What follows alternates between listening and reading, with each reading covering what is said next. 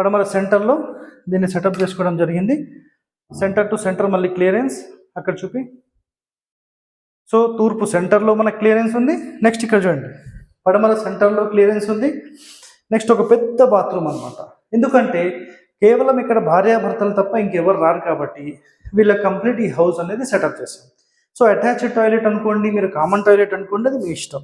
Okay, central లైన్స్లో ఎప్పుడు కూడా మనకు ఎలాంటి టాయిలెట్స్ రావు.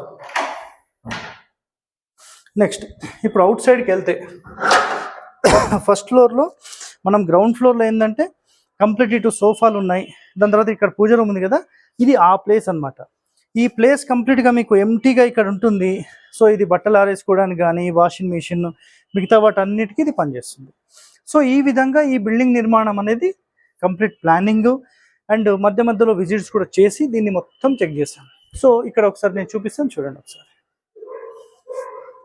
సో మన కింద నుంచి ఇలా ఎలివేషన్ కనిపిస్తుంది కదా, ఇప్పుడు పైనుంచి ఇలా ఉంది చూడండి. ఇది పైనుంచి చూసే ఎలివేషన్ మనకు. So 4 centres always open and దక్షిణంలో ఒక చిన్న విండో పెట్టాలి, అది ఇంకా పెట్టలేదు. ఓకే, సో ఇంకా మీరు సెట్ బ్యాక్స్ కూడా చూస్తే చాలా ప్రాపర్గా వచ్చేసింది. సెట్ బ్యాక్స్ అన్ని వైపులా సమానంగా వచ్చేసింది అనమాట, నో ఇష్యూ అది.